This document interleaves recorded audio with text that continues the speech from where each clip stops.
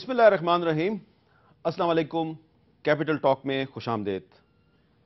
آج قومی اسمبلی کا آخری اجلاس بھی ختم ہو گیا اور جاتے جاتے اس اسمبلی نے بہت سی قراردادیں پاس کی، بہت سے بل پاس کیے اور پاکستانی قوم کو یہ بتا دیا کہ قانون سازی کوئی اتنا مشکل کام نہیں ہے، اگر چاہیں تو قانون سازی چٹکی بجاتے میں بھی ہو سکتی ہے۔ لیکن پتہ نہیں 5 سال میں اتنی تیزی سے قانون سازی کیوں نہیں ہوئی۔ ابھی جاتے جاتے آج کچھ ایسی قراردادیں پاس کی گئی ہیں جن کو مینشن کرنا بڑا ضروری ہے۔ افضل گرو صاحب کو تہاڑ جیل دلی میں بھارت نے پھانسی دی، ان کی لاش لواحقین کے حوالے نہیں کی۔ آج قومی اسمبلی نے اپنی قرارداد میں مطالبہ کیا کہ افضل گرو کی لاش ان کے لواحقین کے حوالے کی جائے اور جو تہاڑ جیل میں ان کو دفن کیا گیا وہ لاش اب سری نگر جانی چاہیے۔ ایک اور قرارداد یہ منظور کی گئی کہ بچیوں کو تعلیم سے روکنے کی جو کوئی بھی کوشش کرے گا، جو ان کو اسکول جانے سے روکے گا یا ان پہ تشدد کرے گا یا ان کے اسکولوں کو بموں سے اڑائے گا، اس کے خلاف بہت سخت قانونی کارروائی ہوگی۔ یہ بھی ایک اچھی قرارداد منظور ہوئی ہے اور اس کے علاوہ بھی بہت سے اچھے کام ہوئے ہیں۔ لیکن آج جب قومی اسمبلی کی مدت ختم ہو گئی اور اب اس حکومت کی مدت ختم ہونے میں صرف 2 دن باقی ہیں تو ابھی تک نگران وزیراعظم کے نام پر اتفاق نہیں ہو سکا۔ یہ آج کے پروگرام میں ہم مسلم لیگ نون اور پیپلز پارٹی کے رہنماؤں سے پوچھیں گے کیا وہ اتفاق رائے کے قریب ہیں یا یہ معاملہ الیکشن کمیشن آف پاکستان کے پاس جانے والا ہے۔ ایک اور ڈیولپمنٹ آج کی یہ ہے کہ آج پاکستان پیپلز پارٹی نے اپنے منشور کا اعلان کیا، لیکن منشور کا اعلان مخدوم امین فہیم صاحب نے زبان انگریزی میں کیا۔ اس منشور میں بہت سی اچھی باتیں بھی تھیں، لیکن یہ جو اچھی باتیں تھیں شاید یہ انگریزی سمجھنے والوں کے لیے نہیں تھیں، یہ اچھی باتیں ان کے لیے تھیں جن کو انگریزی نہیں آتی۔ لیکن آج مسلم لیگ قائد اعظم یعنی کہ کاف لیگ نے بھی ایک اعلان کیا، پتہ نہیں یہ منشور کا اعلان تھا یہ کیا تھا، لیکن ان کے اعلان کرنے کا انداز انتہائی انوکھا، انتہائی منفرد اور بہت ہی عجیب و غریب تھا۔ شاید ایسا اعلان کوئی اور پارٹی نہیں کر سکتی۔ ذرا دیکھیے انہوں نے اعلان کیسے کیا۔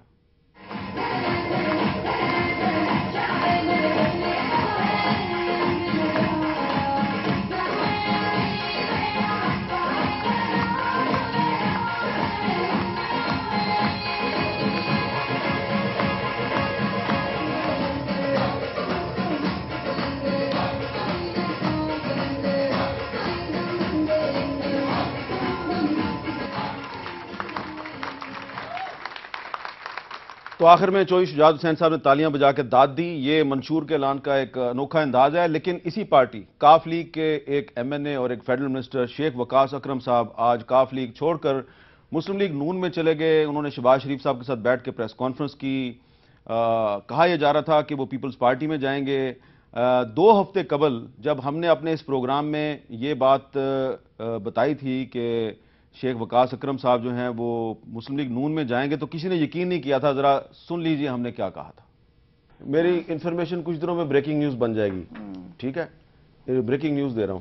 یہ بہت دنوں سے یہ بات ہو رہی ہے کہ پنجاب میں کچھ کالعدم تنظیموں کے ساتھ اتحاد انہوں نے کیا ہے نہیں کیا، یہ پتہ نہیں انہوں نے کیا یا نہیں کیا، مجھے اس کا نہیں، لیکن آپ کی حکومت کے ایک منسٹر صاحب جو بہت بڑھ چڑھ کے ان کی مخالفت کرتے ہیں، وہ ہو سکتا ہے کہ مسلم لیگ نون کے ٹکٹ پہ اسی کالعدم لشکر جنگوی اور جماعت اہل سنت کی لیڈرشپ کے خلاف الیکشن میں حصہ لیں، پھر کیا کریں گے آپ؟ اچھا دیکھیے، آپ نے کہا کہ کسی میں تو سردار ریاض صادق صاحب جو ہیں انہوں نے مہرین کو بتا دیا کہ میں نے شیخ وقاص کی طرف اشارہ کیا۔ آج شیخ وقاص صاحب جو ہیں مسلم لیگ نون میں شامل ہو گئے۔ آج کا جو پروگرام ہے اس میں ہم نے بہت سی باتیں ڈسکس کرنی ہیں۔ یہ بھی پوچھیں گے کہ اور کون کون سے لوگ پیپلز پارٹی چھوڑ کے نون لیگ میں جا رہے ہیں، نون لیگ کے کون سے لوگ پی ٹی آئی میں جا رہے ہیں، یا پی ٹی آئی کے کون سے لوگ چھوڑ کے واپس نون لیگ میں یا پیپلز پارٹی میں آ رہے ہیں۔ لیکن اب جب کہ قومی اسمبلی کی مدت ختم ہو چکی ہے تو عام لوگ یہ جاننا چاہ رہے ہیں کہ جی بتایا جائے ان کو کہ یہ پیپلز پارٹی نے 5 سال میں کیا کارنامے سر انجام دیے، مسلم لیگ نون نے 5 سال میں کیا کارنامے سر انجام دیے، اور اگلا جو انتخابی دنگل ہے یہ کس کے درمیان ہوگا، پیپلز پارٹی اور نون لیگ کے درمیان یا نون لیگ اور پی ٹی آئی کے درمیان۔ اس پہ آج ہم بات کریں گے۔ ہمارے مہمان ہیں جناب خرم دستگیر خان صاحب، مسلم لیگ نون کے سینئر رہنما، جناب شفقت محمود صاحب پاکستان تحریک انصاف کے سیکرٹری اطلاعات، اور آج ہم نے دعوت دیا جناب سینیٹر فیصل رضا آبدی صاحب پیپلز پارٹی کی نمائندگی کریں گے۔ آبدی صاحب بہت شکریہ، لوگ پیپلز پارٹی چھوڑ کے دوسری طرف جا رہے ہیں، آپ پیپلز پارٹی سے واپس واپس اپنی پارٹی میں آ گئے. جی اعلیٰ.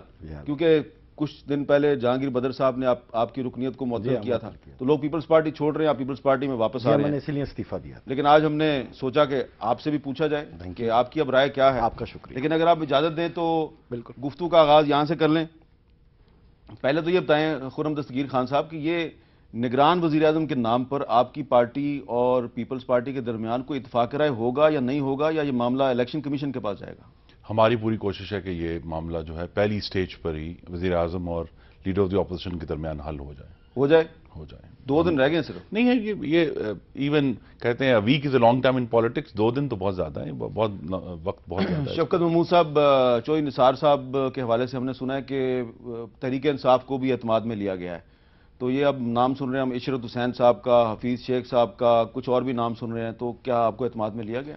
ہمیں باضابطہ طور پہ اعتماد میں نہیں لیا گیا. آپ نے کہا تھا کہ آئے ہمیں ملے, ہم آپ کو بتائیں گے. لیکن جو نام سامنے آئے ہیں پیپلز پارٹی اور نور لوگ کی طرف سے اچھے نام ہیں, لیکن 3 نام ایسے ہیں جو ہمیں زیادہ محترم ہیں. ان میں جسٹس ناصر اسلم زاہد, عشرت حسین صاحب اور پلیجو صاحب, وہ ہمیں زیادہ محترم ہیں. واقعی محترم ہیں, لیکن یہ 3 نام جو ہیں. اب ناصر اسلم زاہد صاحب تو نہیں ہوں گے, کچھ لوگوں کے خیال میں وہ نہیں ہوں گے, کیونکہ وہ پیپلز پارٹی والے ان کو پسند نہیں کرتے. کیونکہ پیپلز پارٹی والے کہتے ہیں جی کوئی ریٹائرڈ جج یا ریٹائرڈ جرنیل جو ہے اس کو تو ہم نگران وزیر اعظم نہیں بنائیں گے. پلیجو صاحب جو ہیں وہ بہت قابل احترام شخصیت ہیں, لیکن شاید وہ بھی نہ ہوں. اور عشرت حسین صاحب کا نام آپ نے لے لیا ہے, ان کا نام نون لیگ والے بھی لے رہے ہیں, ان کا نام پیپلز پارٹی والے بھی لے رہے ہیں. ہمیں محترم ہے, اگر وہ ہو جائیں گے تو عشرت حسین ہاٹ فیورٹ ہو گئے. بالکل. ویسے تو خبریں اور بھی ہیں کہ بیچ میں ایسے نام ہیں جو ابھی تک منظر عام پہ نہیں آئے, لیکن وہ پھر بات کی. وہ ہزار کھوسو صاحب کا بھی نام ہے, ہم نے سنا ہے, جو بلوچستان کے ایک سابق جج ہیں. فیصل رضا عابدی صاحب, آپ کی کیا خبر ہے؟ آج آپ ایوان صدر کے بہت قریب مجھے نظر آئے. تو یہ نگران وزیر اعظم کے نام پہ کوئی اتفاق ہو رہا ہے, عشرت حسین یا ناصر اسلم زاہد؟ میں سمجھتا ہوں کہ میری شروعات ہی آج سے ہوئی ہے اور اس کے بعد سیدھا پھر آپ کے پاس آیا ہوں. تو میں یہ سمجھتا ہوں کہ یہ تیسرے سٹیج پہ جائے گا. یہ الیکشن کمیشن کے پاس جائے گا؟ بالکل جائے گا. یہ اتفاق رائے نہیں ہوگا؟ نہیں ہوگا. اچھا, یہ تو آپ نے تو کہانی کو اس کی وجہ ہے نا, اس کی وجہ بتائیے کہ شاید شخصیتوں کے چناؤ کے اندر جو اس وقت صورتحال ہے, نہ یہ پارٹی مطمئن کر پائے گی نہ ہم کر پائیں گے. چونکہ 2 مختلف پیرا ہیں نا. اتحادی جو ہیں جتنے بھی اس کی ذمہ داری آتی ہے وزیر اعظم صاحب پہ, جتنے حزب اختلاف کی سوچ رکھنے والے ہیں ان کی ذمہ داری آتی ہے چودھری نثار صاحب پہ. اور شخصیتیں ایسی آ گئی ہیں کہ کسی کو چھوڑنا اور کسی کو رکھنا بڑا مشکل ہو جائے گا ایک کسی سیاستدان کے لیے. تو میں اچھی شخصیت ہے, میں تو کسی کو غلط نہیں کہہ سکتا, دونوں طرف سے. تو آپ کہہ رہے ہیں کہ معاملہ الیکشن کمیشن کے پاس جائے؟ میں یہ بھی سمجھتا ہوں کہ اس وقت چونکہ میں نے آپ سے کہا نا کہ چناؤ کرنا جو اگر کوئی ایسے نام آتے جو مطلب سمجھ میں نہیں آتے تو پھر شاید ہو سکتا تھا کہ پہلے سٹیج پہ یا دوسرے سٹیج پہ یا کمیٹی بنا کے اس کے اندر طے کیا جاتا. یہ بہت 6 نام جو ہیں یہ سبھی ایک اچھے نام ہیں, اور اس میں سے ایک نام کو چننا اور پھر 5 کو چھوڑ دینا یہ کافی مشکل فیصلہ ہوگا, اور یہ میرے حساب سے تیسرے سٹیج پہ جائے گا. اچھا فیصل بھائی, یہ بتائیے کہ آج شیخ وقاص اکرم صاحب جو ہیں وہ مسلم لیگ نون میں چلے گئے. جی ہاں. کل تک آپ کی پارٹی یعنی کہ پیپلز پارٹی, اس کی انتہائی اہم شخصیات, ہاں انتہائی اہم شخصیت نہیں تھے, آنکھوں کا تارا تھے. نہیں, انتہائی اہم شخصیات کی وہ آنکھوں کا تارا جو بھی تھے, آپ کی ایک پارٹی کی اہم شخصیت نے مجھے کہا کہ شرط لگا لیں حامد میر صاحب, شیخ وقاص صاحب نون لیگ میں نہیں جائیں گے, پیپلز پارٹی میں جائیں گے, اور ہو سکتا ہے کہ کل وہ پریس کانفرنس میں پیپلز پارٹی میں شمولیت کا اعلان کر دیں. یعنی کہ آج انہوں نے پریس کانفرنس کی, لیکن وہ نون لیگ میں چلے گئے, کیا وجہ ہے؟ ابھی وہ چونکہ یہاں موجود نہیں ہیں اور ہماری ان سے اچھی دوستی بھی ہے, تو میں صرف ایک چھوٹی سی بات کر کے جواب دوں گا کہ مولا حسین کا قول ہے کہ کسی شخص کو آزمانا ہو, اس کی محبت کو, اس کے عقیدے کو, تو آخری نہج تک جاؤ, نتیجہ چاہے جو بھی نکلے. آخر میں یا تو تمہیں ایک وفادار اور سمجھدار دوست ملے گا یا تاریخ کا بدترین سبق.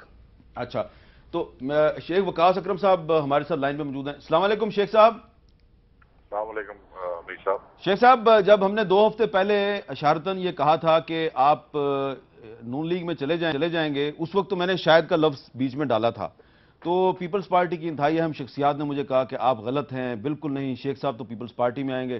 کل شام تک مجھے یہ کہا گیا کہ آپ پیپلز پارٹی میں شمولیت کا اعلان کریں گے اور کیپٹل ٹاک میں کی گئی پشین گوئی غلط ثابت ہوگی, لیکن آج آپ تو چلے گئے نون لیگ میں, اس کی وجہ کیا ہے؟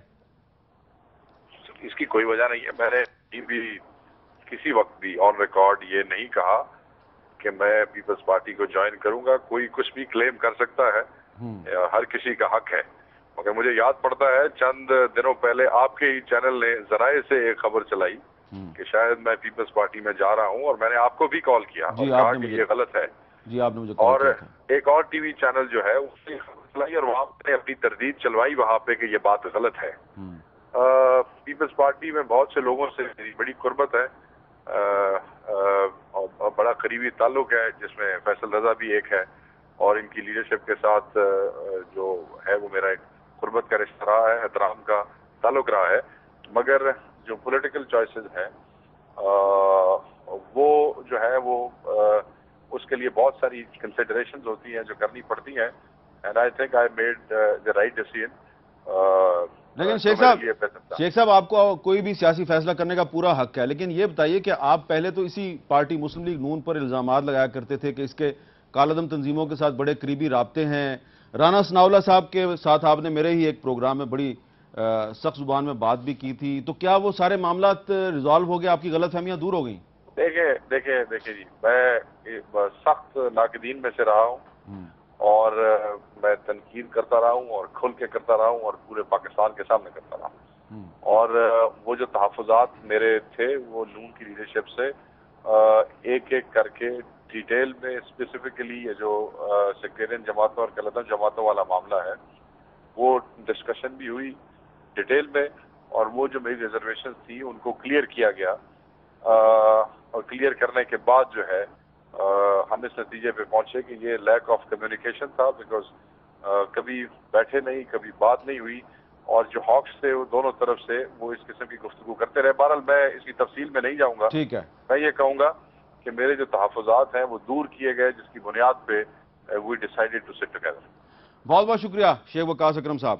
خرم دستگیر خان صاحب, اب یہ بتائیے کہ شیخ وقاص صاحب آپ کی پارٹی میں آ گئے, اب ہم یہ سوال جو ہے وہ زیر بحث لاتے ہیں کہ آپ نے پچھلے 5 سال میں ایسا کون سا کارنامہ سر انجام دیا ہے کہ پاکستانی عوام دوبارہ آپ ہی کو ووٹ دیں, بلکہ آپ کو اکثریت دلوائیں؟ کیوں, وائی؟